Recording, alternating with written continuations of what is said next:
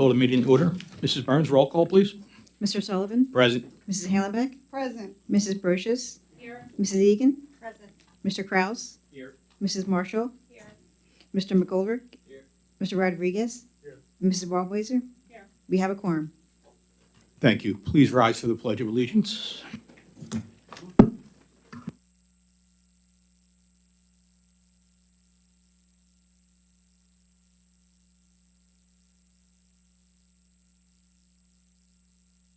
I pledge allegiance to the flag of the United States of America and to the republic for which it stands, one nation, under God, indivisible, with liberty and justice for all.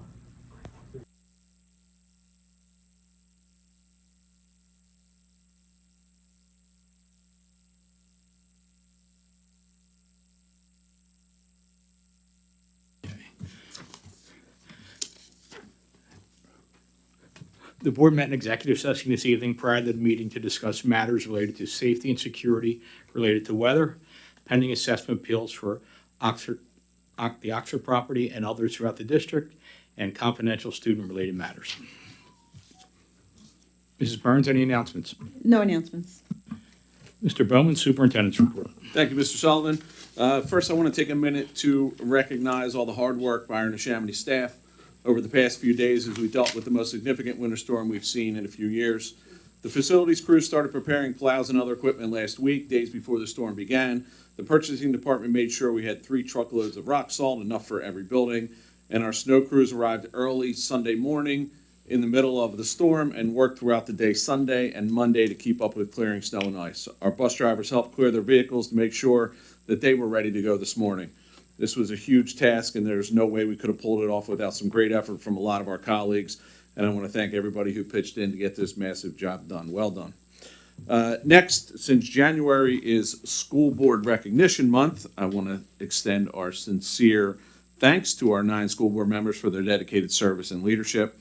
These unpaid elected officials willingly take on the responsibility of guiding our schools, motivated by a deep commitment to the students, families, and educators of Neshaminy. Between board meetings, committee meetings, training seminars, studying budgets, policies, and curricular programs, and responding to and meeting with their constituents, being a school board member is a time-consuming task that has its rewards, but it's also very challenging. Their thoughtful decision-making and steady stewardship help shape the future of Neshaminy schools and ensure that every student has the opportunity to succeed. We're grateful for their generosity, their integrity, and unwavering dedication to public education. So I thank you all tonight. And that is all I have, Mr. Sullivan. Thank you, Mr. Bowman. That brings us to the first public comment period. Mrs. Burns, any sign-ups? Frank Ferry? You still got to go through the protocol. Your name, what you do for a living, and where you live. There we go. What do I do, by the way? I'm here with the fire chief hat on. So Frank Ferry, 116 East Winchester Avenue, here in the capacity of fire chief at Langhorne Milltown Fire Company.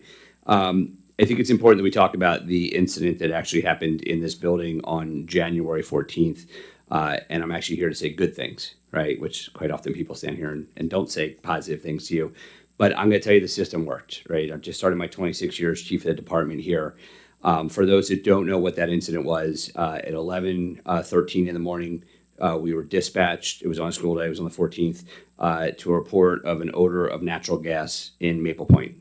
I was on scene within 2 minutes, shortly followed by one of Middletown's career trucks and then their second career truck. There was a report of odor of gas in the basement where the boilers are. Crews did encounter that odor.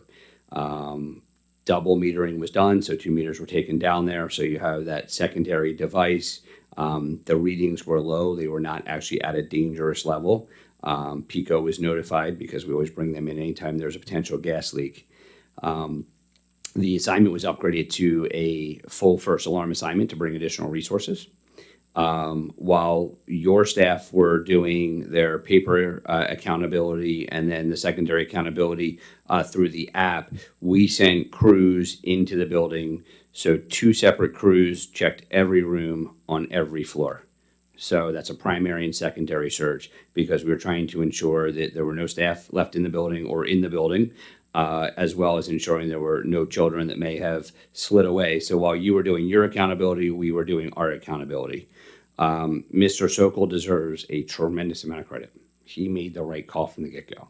Quite often when we have incidents, somebody pauses, somebody makes a mistake, and those first decisions can mean the difference between being done in an hour and being done 2 days later. So everything was done right by your staff. I established command when I got on scene. We had both building representatives as well as administrative representatives dealing with us the whole time. Great communication, great collaboration. Pendle Middletown EMS was here to provide EMS support. Middletown PD was here helping. The fire companies that responded were Langhorne Middletown, Middletown's Career Department, their Department of Emergency Services, William Penn Fire Company, Pendle Fire Company, Parkland Fire Company, Yardley Makefield, and Newtown. That was what you got in totality after the first alarm was struck. So, I want to assure the public, so I saw some interesting, Facebook comments afterwards. Ultimately, there were no true threats to the students. The gas that was leaking was not consistent enough to be combustible to explode. Sure, if it got in a contained environment and continued leaking, we would certainly have problems. But everything was thoroughly investigated. PICO came and did a great job.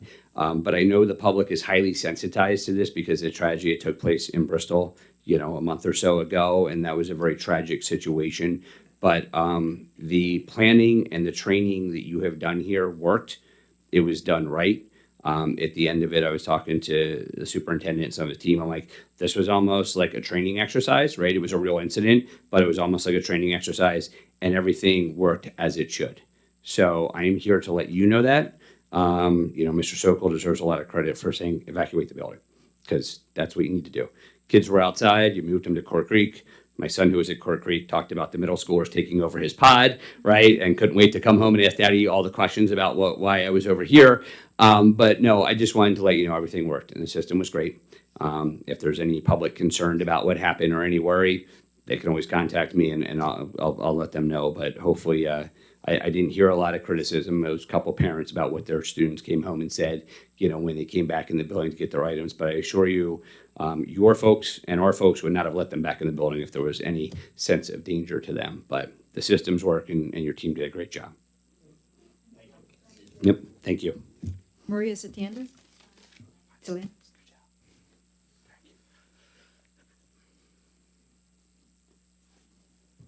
Same drill, just name, where you live, your occupation. Sure. My name is Maria Solander. I live at 309 Hill Avenue in Langhorne Manor. I'm a lifelong resident of Neshaminy School District. I'm a middle school educator myself for 20 years.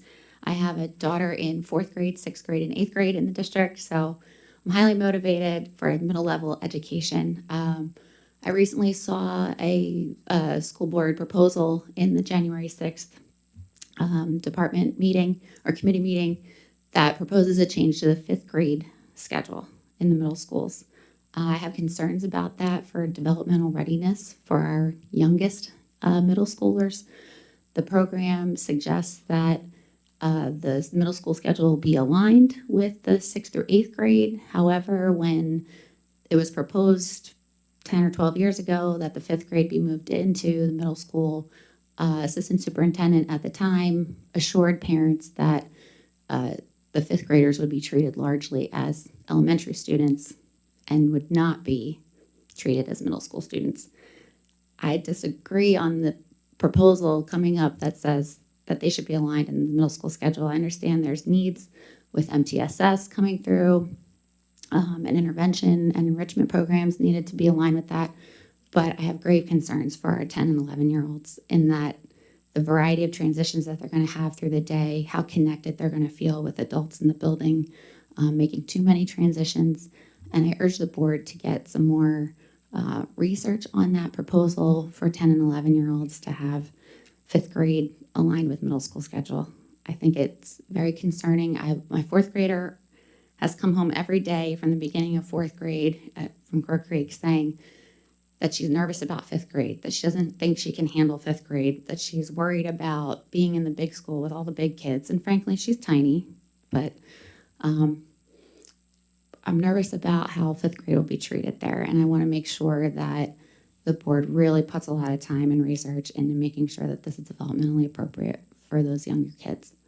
I know my kids at home are talking about it and worried too.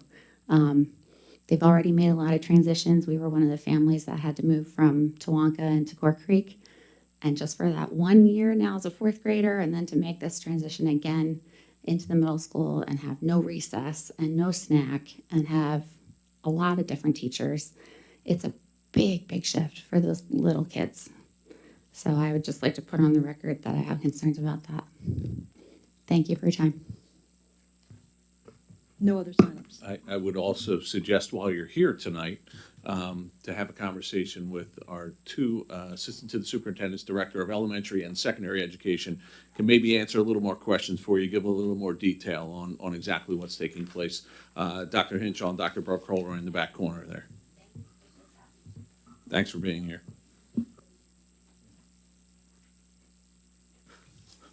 No one else, Jennifer? Okay. All right, that brings us to Section 2, Routine Matters. I'd like to make a master motion to approve item 2.01 minutes, 2.02 Treasurer's Report, 2.03 Check Register and Procurement Card Purchases, 2.04 Investments, 2.05 Exonerations, and 2.06 Budget Transfers. There's a motion on the floor. Can I get a second? Second by Mrs. Hollenbeck. Any comments or questions? All in favor? Aye. Opposed? Motion passes 9-0. Okay. Moving right along. Personnel. I'd like to make a master motion to approve item 3.01, appointments, new hires. 3.02, retirements, resignations, and end of assignments. 3.03, leaves of absence. 3.04, co-curricular ancillary appointments and resignations. 3.05, tenure. And 3.06, food services department. There's a motion on the floor. Can I get a second? Second by Mr. Rodriguez. Any comments or questions? All in favor? Aye. Opposed? Motion passes 9-0. Business operations, Mrs. Hollenbeck. Thank you, Mr. Sullivan. I'd like to make a master motion for business operations, 4.01 memorandum of understanding with the NFT, 4.02 appointment of deputy tax collector, 4.03 contracted services for 2025 through 2026, and 4.04 Chester County IU Comprehensive Review Agreement. We have a motion on the floor. Can I get a second? Second by Mrs. Brochus. Any comments or questions? All in favor? Aye. Opposed? Motion passes 9-0. Educational development, Mr. Rodriguez. Thank you, Mr. Sullivan. I'd like to make a master motion for 5.01 overnight trips, 5.02 out-of-district placement, and 5.03 a student settlement agreement with files attached. A motion on the floor. Can I get a second? Second by Mrs. Marshall. Any comments or questions? All in favor? Aye. Opposed? Motion passes 9-0. Brings us to policy. I'd like to make a master motion to approve item 6.01, first reading of policy. And that's the only item. And there's 8 different first readings of policies. So motion on the floor. Can I get a second? Second by Mrs. Walbeezer. Any comments or questions? Yes, I have a question about policy 8.17, since that's the only new Yep. policy. Everything else has been revised. Correct. And I understand we go through that from time to time. My question about 8.17, 817 is, how was that discussed at because I missed the policy committee meeting? Like, how is that beneficial to Neshaminy? How was it vetted? Did we talk to stakeholders about it? What does it cost for Neshaminy? I just have a lot of questions about it and would like some more information as to how it all came about in one policy meeting. So I don't know if anybody on the policy committee that was there can explain that to me. Yeah, I could, yeah. I mean, we had talked about it prior to, back in November, I guess, what was originally said it was going to go to policy. We talked about it the other night. We discussed it the other night. We all thought on the policy who was there, and Mr. Rodriguez couldn't make it for personal reasons, it was that in and of the term responsible contractor was better, was good for the district. It will, what it does is it allows us to, typically you have to always take the lowest bid with a responsible contractor, you can, ordinance or policy in this case, you can vet out contractors who have, let's say, bad history. You can vet out bad actors. So when you have, yes, and it was, the threshold was any contracts over $500,000. And the other thing it does is, and we are a school district, one of the requirements of responsible contractor ordinance or policy, if you prefer, is that 70% of the workforce has to have gone through a qualified state-approved apprentice program. So it's, it doesn't have to be everybody. It's got to be 70% at some point in time, at some point in their career. So as the policy committee discussed, we thought it was good for the district. It was good to move forward, and that's how it came out. Thank you. I mean, I know it's the first reading. I personally have a lot of questions about it. Again, how much is it going to cost the district? Well, it The does, 70%, well, it could.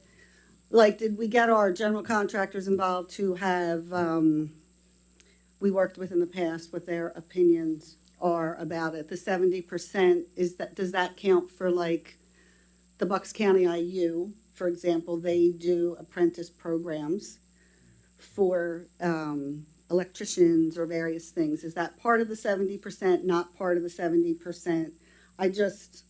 I know we talked about it in November. I thought we were going to have more of a robust conversation about it as opposed to just putting it right to first reading of policy without vetting it through some other avenues like we've done with every other thing that we've discussed. So I'm not saying I like it or don't like it. I just don't, I have lots of questions. let me just say one thing. Okay. It's a qualified state apprentice program. So if the apprentice program of the IU is approved by the state, then it's fine. And how would a contractor verify that?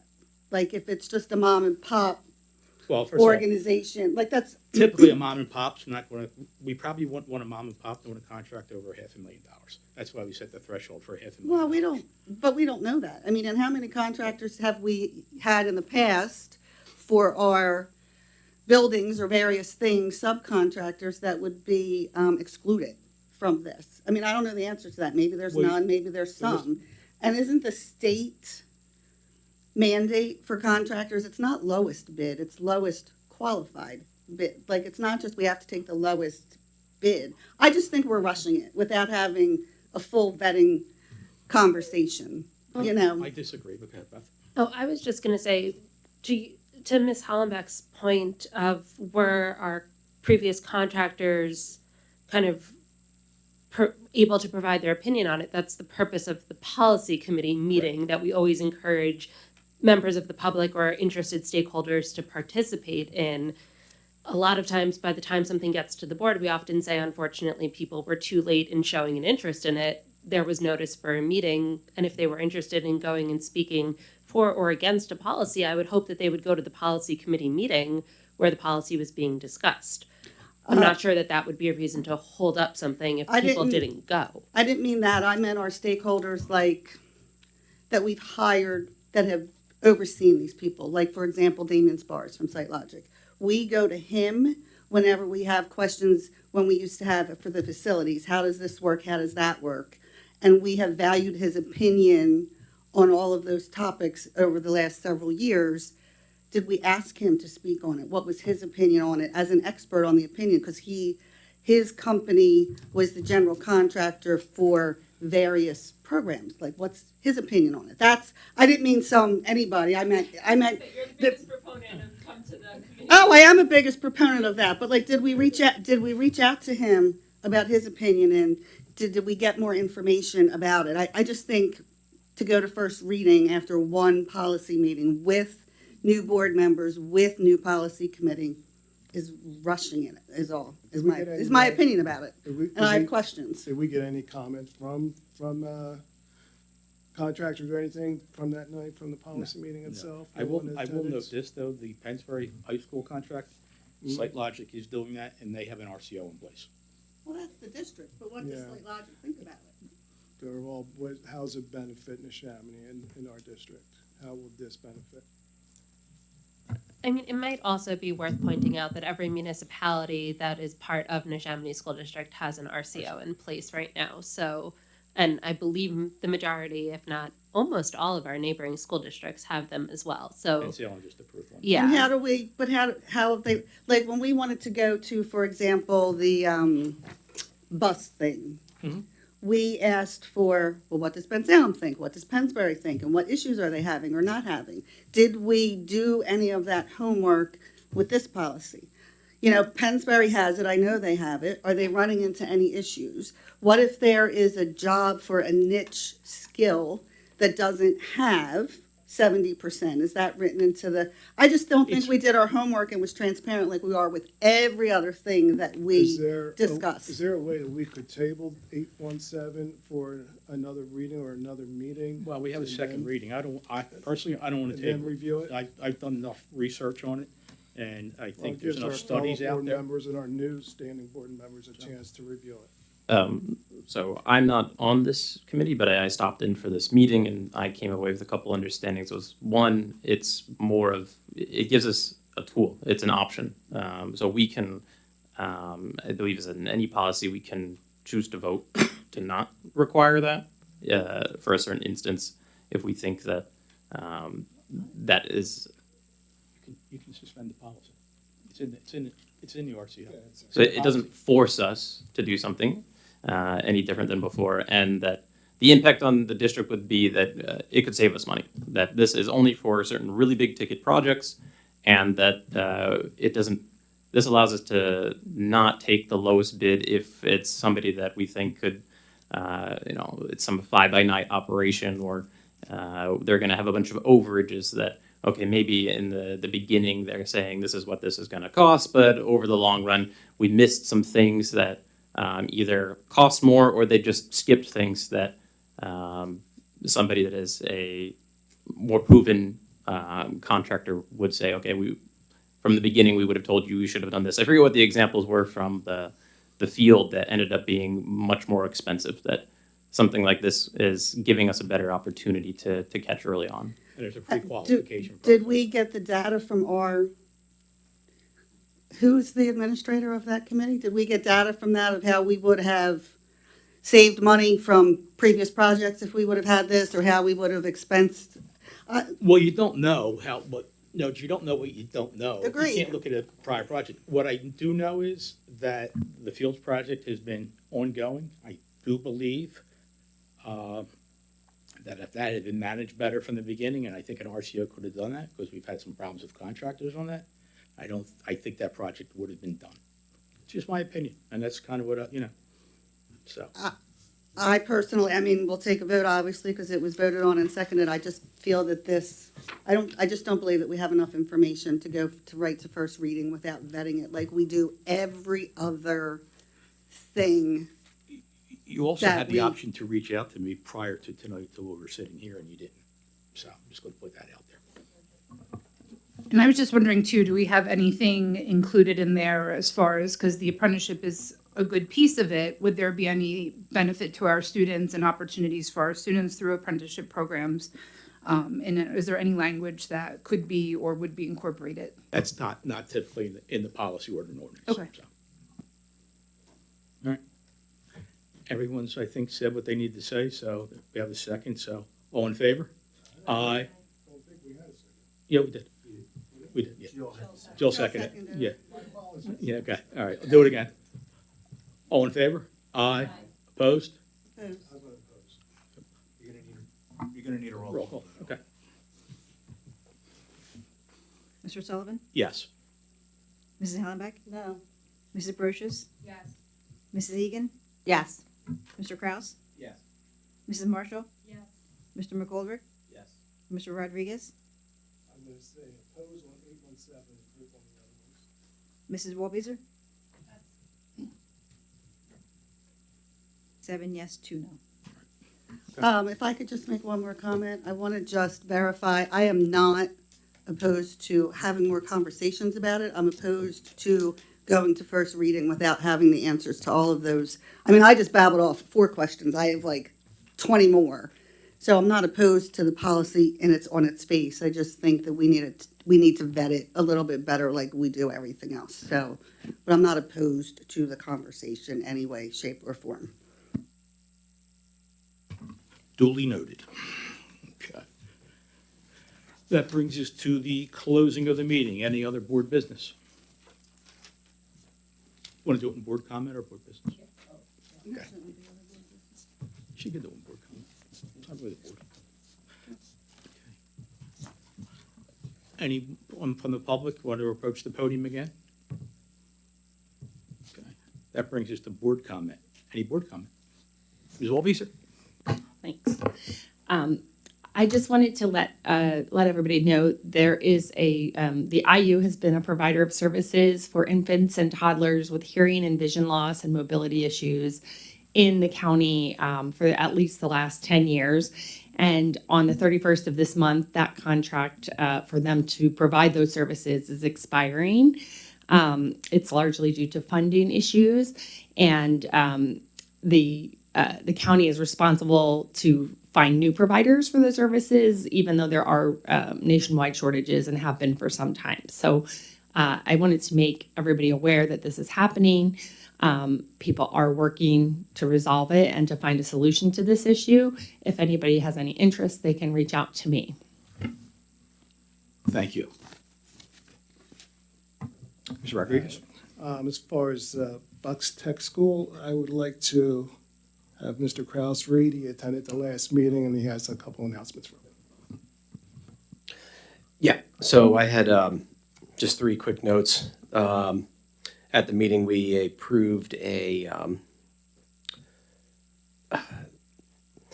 gift from Lincoln Electric, and they donated a robotic arm valued at $85K to the mechatronics class. That was approved. And then we had 3 Neshaminy students for Student of the Month for December. In 10th grade, that was Dylan Fairfield. 11th grade, that was Sarah Brambina and Charles Loram. And that's all I got. Thank you. Anyone else? Mrs. Marshall? Oh, I just want to say to the public comment on the middle school schedule, the committee meetings are a wonderful opportunity to have kind of an in-depth discussion. There's really not a lot of back and forth during the public comment portion of a full board meeting, but the Educational Development Committee meeting in March that will be announced in just a minute, take that down as a note because that would be a great opportunity to come and have a more in-depth conversation on it. Okay. If nothing else, like the future meetings, we have a meeting on February 10th in this room. It's a public work session. And then the board meeting is February 24th in this room at 7 p.m. There's a Business Operations Committee meeting on March 18th at 6:30 in this room, and an Educational Development meeting on Tuesday, March 3rd at 6:30 in this room. And the final one is a Policy Committee meeting on Thursday, March 19th at 6:30 p.m. That being said, I'd like to make a motion to adjourn. Second by Mrs. Marshall. All in favor? Aye.